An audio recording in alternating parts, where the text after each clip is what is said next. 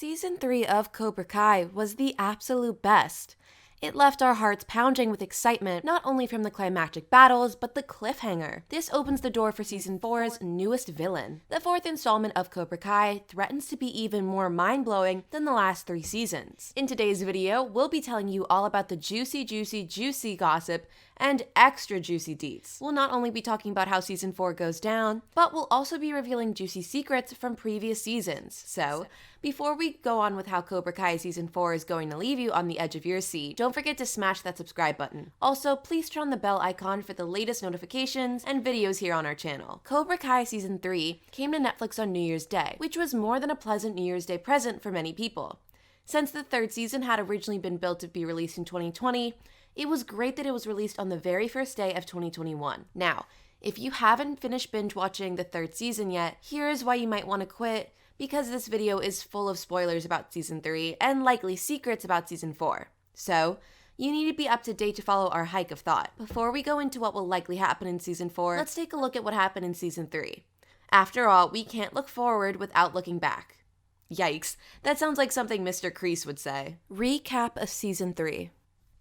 It's been a long, arduous, and oftentimes frustrating journey, but it looks like Johnny and Daniel LaRusso have finally put their differences aside.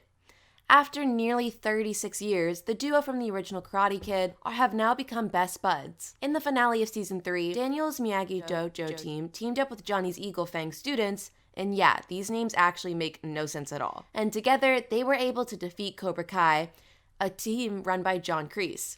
The truth between the two parties came after a surprising visit from Allie, Johnny and Daniel's ex. It's funny how the two decided to partner up after they both were after the same girl. That's kind of surprising for us because we kind of expected Elizabeth Shue to return to reprise her role as Allie. But we know that in the series it was a huge reveal that got many people pumped. While all this was going on, Daniel's daughter Sam battled through her PTSD and was able to convince her peers to put away their differences to stop Kreese in his tracks. All in all, Season 3 was very satisfying. However, there are some very important questions that it didn't answer. For example, will Allie be returning? And is Johnny's son lost to the dark side? Will Asia ever come back? And what will happen to Eagle Fang and Miyagi-Do? Are they merged now? These are pressing questions, and we'll be discussing some of these right now. Robbie in the dark side. Season 3 finally had Robbie deciding to stay at Cobra Kai. It's no secret that Cobra Kai is a pretty shady club, and the fact that Robbie is deciding to continue with them only means that he is bought into the ideology of Kreese's wholesale, right? But the answer isn't exactly clear. On the surface, it looks like Robbie wants to roll with Cobra Kai, but we have some misgivings about what it looks like on the surface. Of course, it's pretty understandable why Robbie is mad at Johnny and Daniel about everything that went down. But why would all of that push Robbie to side with Cobra Kai? If you think about it, it just doesn't sort of add up. What if Robbie has a plan up his sleeve? That's certainly a possibility because the All Valley tournament is coming up pretty soon, which brings us to another question. Who will Robbie face at the All Valley tournament? Aside from his beef with his dad, Mr. Kreese and Johnny, Robbie has unfinished business with Miguel Diaz, his high school rival. Since Diaz stole Samantha's affections while Robbie was locked up, we won't be surprised to see a spicy showdown between the two in Season 4. Samantha isn't quite within problems either, as Tori Nicholas still has his eye on her and is willing more than anything to beat her down. Is Eagle Fang now a part of Miyagi-Do? At the beginning of Cobra Kai, everyone knew that there was some hot chemistry between Johnny and Daniel. Every time they were in a scene together, we viewers were always left wondering whether they'd fight or be civil.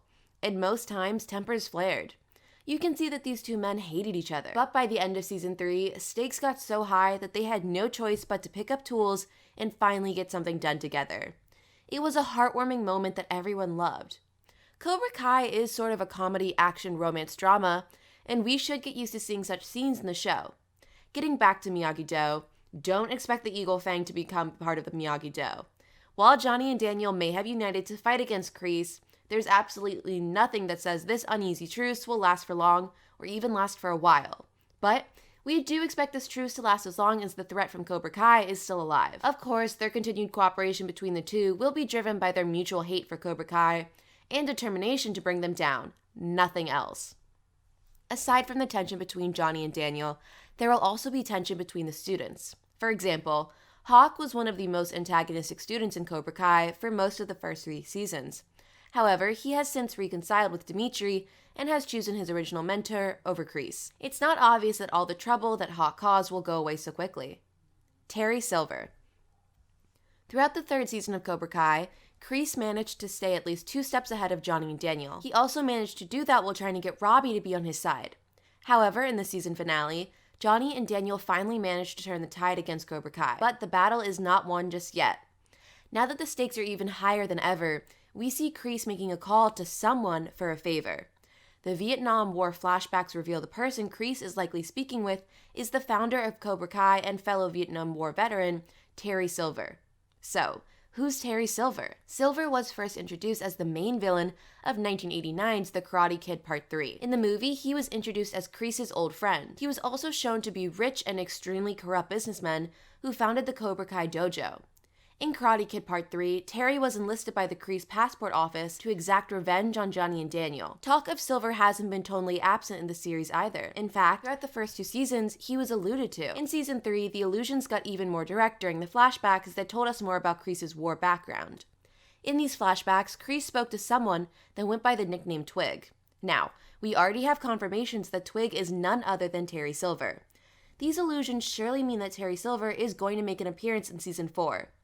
This has grave implications for the fight against Daniel and Miyagi-Do. Terry Silver is known to be an extremely nasty man, and it won't be any surprise if he brings his brand of extreme nastiness to the 4th installment of the show. Season 4 wrap-up.